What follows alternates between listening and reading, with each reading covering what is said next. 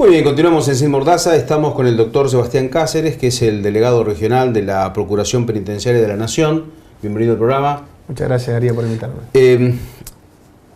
Sebastián, doctor, hace algunos días tuve la oportunidad de conversar con familiares de una persona que está detenida en Coronda, pero en este caso no es un preso federal, sino de la provincia, y la familia me hicieron varias preguntas, entre otras, era que no existen ningún tipo de derechos para los detenidos, o en este caso una persona detenida. Hay algunos que tienen sentencia firme, otros no, que están procesados.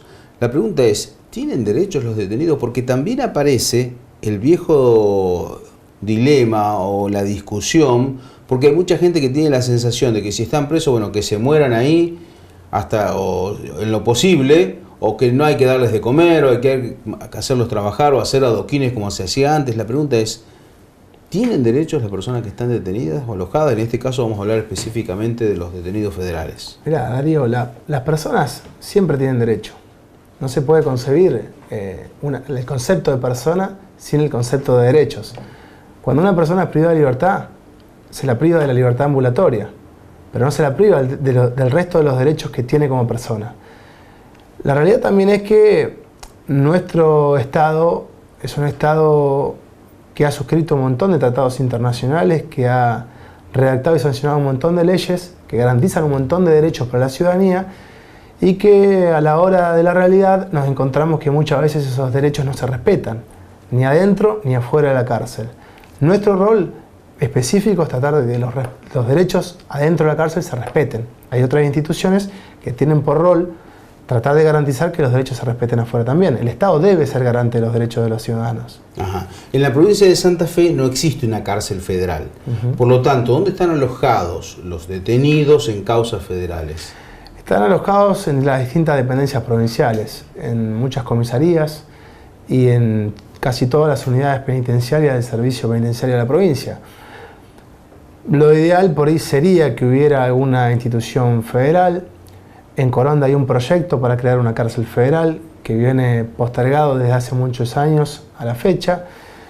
Y bueno, y hoy por hoy nos encontramos que en muchas comisarías de las distintas unidades regionales tenemos presos a veces por hasta años, incluso y con condena. ¿Años? Ah, sí. Ya condenados y siguen alojados en comisarías. Sí, hay una tendencia ahora de tratar de que eso no suceda. Ha habido mucho movimiento de detenidos, no solo federales, sino también provinciales, de comisarías al servicio penitenciario. Eso se evidencia en los números, en las estadísticas. Ha incrementado mucho la cantidad de alojados en el servicio, pero todavía sigue habiendo una suma importante de detenidos que están alojados en dependencia. ¿Qué pasa en Entre Ríos con esto? En Entre Ríos la política penitenciaria es distinta. Hay 250 más o menos detenidos federales en unidades penitenciarias del servicio de la provincia. ¿Y en comisarías? Y en comisarías no hay. La verdad que el paso es fugaz por las comisarías, están 24 o 48 horas, no está más de eso. Pero también el servicio penitenciario de Entre Ríos está desbordado, esto hay que decirlo. Las unidades son unidades que tienen más de 100 años todas y que se van emparchando para tratar de dar respuesta a la creciente necesidad de alojar personas. Y yo creo que la política penitenciaria hay que pensarla muy bien, hay que diagramarla en el marco de las políticas públicas. No se puede pensar solamente política de seguridad o política penitenciaria sin pensar el resto de las políticas que el Estado tiene que encarar, porque si no, la sociedad genera un montón de detenidos, un montón de delincuentes que después son privados de libertad y las cárceles se saturan. Si hay 1000 plazas, se saturan 1000 plazas, y si hay 10.000 plazas, se saturan 10.000 plazas, porque la tendencia es una tendencia al encarcelamiento. Y eso hay que revertirlo desde la causa, no desde el efecto. Ahora, vuelvo al inicio, lo que contaba al principio, porque esta familia con la que hablé me decía, mi hijo quiere estudiar. Un chico que debe tener 25 años, que terminó la escuela primaria, dice, quiere estudiar, está en Coronda, pero no puede estudiar. En Coronda hay alrededor de 1000 alojados. También está desbordado el lugar, ¿no? Pero el problema es que solamente 30 personas pueden estudiar. Y según lo que me contaba esta señora, solamente se puede llegar a estudiar si pagan algo de dinero supuestamente ahí, que arregla con la gente de servicios penitenciarios, si no, no se puede estudiar. ¿Es tan así? ¿Existe? ¿Hay posibilidades de que alguien que está detenido pueda estudiar? Mira, hay derechos que los asisten a los detenidos para poder estudiar. Es importante y debiera ser importante para la sociedad toda que una persona privada de libertad que no ha podido estudiar en libertad pueda estudiar privado de libertad, porque es una manera de hacerlo crecer como persona, de insertarlo socialmente. Que ahí hay una discusión, si lo que se busca es reinsertarlo o insertar a una persona que en realidad nunca estuvo insertada en la sociedad. Si hay situaciones como esta que vos planteás, donde alguien pide dinero a un detenido para que pueda estudiar, lo que hay que hacer es una denuncia penal, porque eso es un delito. Y la persona que hace eso está incurriendo en un delito por el cual probablemente deba estar presa. No te sabría decir la cantidad exacta de plazas que hay para poder acceder al estudio primario, secundario o universitario en la unidad de Coronda. Nosotros solamente nos limitamos a trabajar con detenidos federales porque son las potestades que el organismo tiene. Pero sí te ratifico esto de que hay derechos que no se cercenan con una sentencia. El que se cercena es la libertad ambulatoria. El derecho al estudio sigue vigente y los detenidos tienen el derecho a estudiar, y la sociedad toda debe tener interés en que los detenidos estudien y que se integren socialmente para que cuando salgan de la cárcel puedan ser mejores personas y puedan vivir armónicamente en sociedad.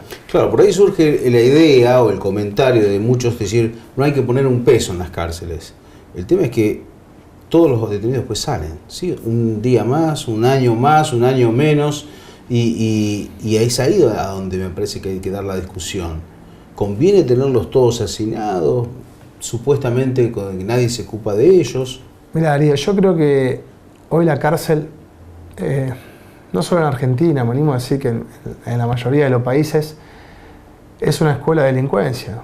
La realidad es que en la cárcel muchas veces se genera violencia. Y a la violencia no se le puede responder con violencia, porque la violencia más violencia es una violencia superior. Sí. No es menos violencia, no es paz, no es armonía. Entonces yo creo que nosotros tenemos que ver la manera de poder trabajar con las personas que han llegado por alguna razón a la cárcel. Y no solamente porque, o no porque sean malas personas necesariamente, o sea, por ahí las circunstancias de vida lo han puesto en determinado lugar, en determinada situación, que lo ha hecho cometer delito. Y hay otra cosa que hay que decir también: más del 50% de la población privada de libertad en Argentina y en Latinoamérica son presos sin condena. Esto quiere decir que no hay sentencia que los declare culpables de un delito, pero que sin embargo preventivamente se los detiene y se los encarcela. Entonces mucha de esta gente, probablemente en algún momento del proceso, el juez diga, disculpe señor, o no hay prueba suficiente y no podemos asegurar que sea culpable, o hay realmente hechos que demuestran claramente que usted es inocente, y lo liberamos. Pero a la persona que perdió 3 meses, 6 meses, 1 año, 3 años de vida, ¿de qué le sirve que le digan, discúlpeme, cuando usted estuvo privado de libertad y perdió algo que no puede recuperar nunca más en su vida?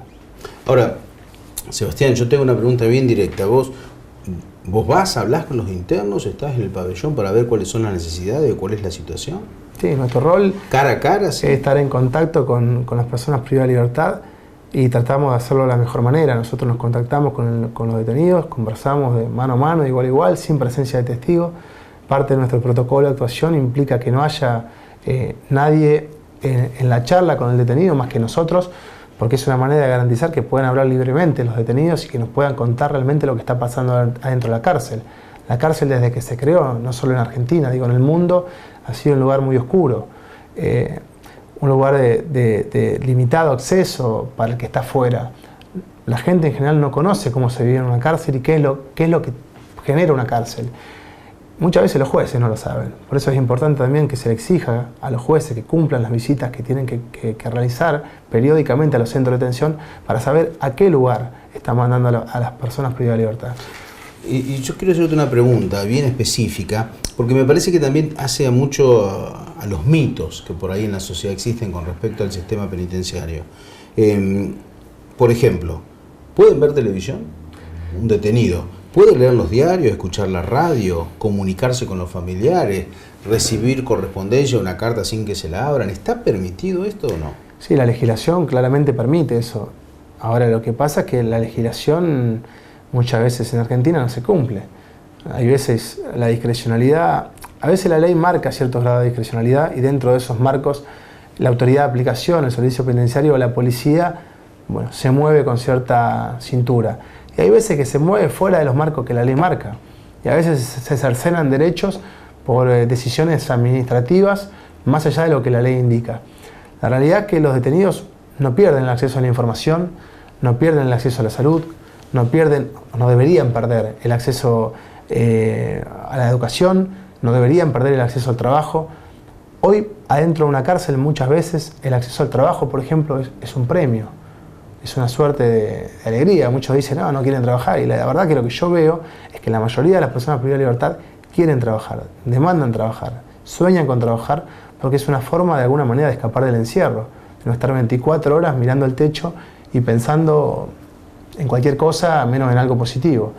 Te hago una pregunta con respecto al tema de las celdas de aislamiento, las llamadas celdas de castigo. ¿Están permitidas por dentro de la ley esto o no? Mirá, legalmente puede haber sanciones que impliquen que una persona se la separe por un breve periodo de tiempo, pero hay veces que las cosas no funcionan. En general en muchas unidades se van cerrando estos lugares, pero en algunos lugares se hace abuso también. Hay veces que nos hemos encontrado en situaciones donde se los priva de la comida, o se los priva de la salida al patio diario, se los priva del acceso al agua. Estas son cuestiones totalmente agraviantes de la persona y que merecen repudio y merecen la respuesta del Estado. Porque como te decía, la ley se tiene que respetar afuera de los centros de detención y también se tiene que respetar adentro de los centros de detención, donde el Estado es casi totalitario. Sebastián, ¿ustedes reciben denuncia de parte de los familiares? Digo porque a veces uno puede escuchar casos como las revisaciones previas al ingreso de las visitas de los familiares. Nosotros recibimos denuncias de los familiares y recibimos denuncias de los internos. Debo decir que en la provincia de Santa Fe y de Entre Ríos, dentro del servicio penitenciario y exclusivamente con los detenidos federales, que son con quienes nosotros interactuamos y sobre quien tenemos competencia, no hemos encontrado una práctica sistemática de tortura, como sí hemos encontrado, por ejemplo, en la órbita del Servicio Penitenciario Federal, y que lo hemos denunciado públicamente a través de publicaciones y a través de denuncias jurídicas, judiciales, que hemos interpuesto a lo largo de los años de funcionamiento del organismo. En Santa Fe hemos registrado mayores datos de violencia dentro de la órbita de la policía, muchas veces en ocasión de la detención, de la aprehensión del detenido y otras veces en ocasión de las requisas en las comisarías. No siempre lo hemos denunciado porque nosotros tenemos un protocolo de acción por el cual si el detenido no ratifica su voluntad para que nosotros denunciemos y no la manifiesta expresamente y por escrito, nosotros no podemos hacer la denuncia porque bueno, nosotros hacemos una denuncia, nos vamos del centro de detención y la persona queda privada de libertad y puede estar sujeta a veces a represalias. Por último, Sebastián, vos mencionaste algo que tal vez la discusión mayor es ¿qué pasa si existe o no reinserción con la gente que está detenida? Y la pregunta, y de tu experiencia personal, es ¿cómo está el Estado, en este caso, devolviendo a la sociedad hoy las personas que han cumplido la sentencia o no? En algunos casos, como vos decías, algunos que todavía no tienen sentencia. Mira, Ari, nuestra delegación trabaja en las provincias de Santa Fe, de Entre Ríos y de Santiago del Estero.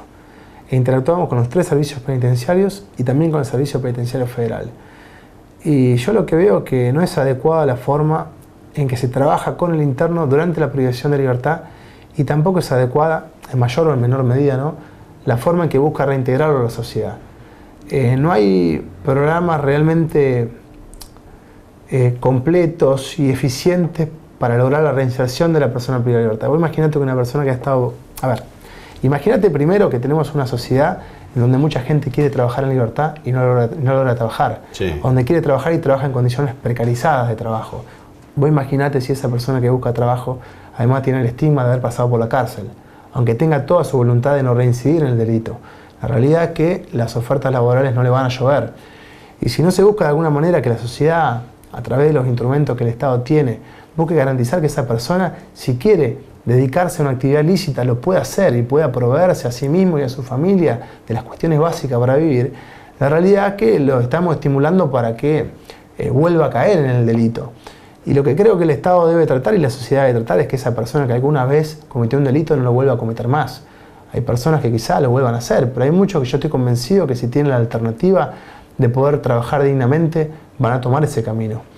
Yo creo que el Estado hoy es muy deficitario en estas políticas y que creo que quizá por una cuestión quizá electoral, hoy no es un tema que pague, sí, dedicarse al preso y dedicarse a qué pasa con el preso. A veces las respuestas que se dan en materia de seguridad son respuestas un tanto más marketineras que las que realmente podrían generar modificaciones sustanciales en lo que pasa en la sociedad en relación al delito. Yo insisto, creo que estas cuestiones hay que abordarlas de manera integral, creo que hay que abordarlas con políticas penitenciarias, con políticas de prevención policial, pero también hay que integrarlas con políticas de intervención social. Creo que hay que abordarlas con más educación, creo que hay que abordarlas con más trabajo, creo que hay que abordarlas con más posibilidades. Y creo que de la mano de esto, bueno, tiene que venir una política penitenciaria que esté pensando en cómo hacer que esta persona que alguna vez entró a la cárcel nunca más vuelva a entrar, y no porque la justicia no persiga o la policía no detenga, sino porque las personas no cometan tantos delitos. Muchísimas gracias por estar con nosotros. Muchas gracias a vos, Darío.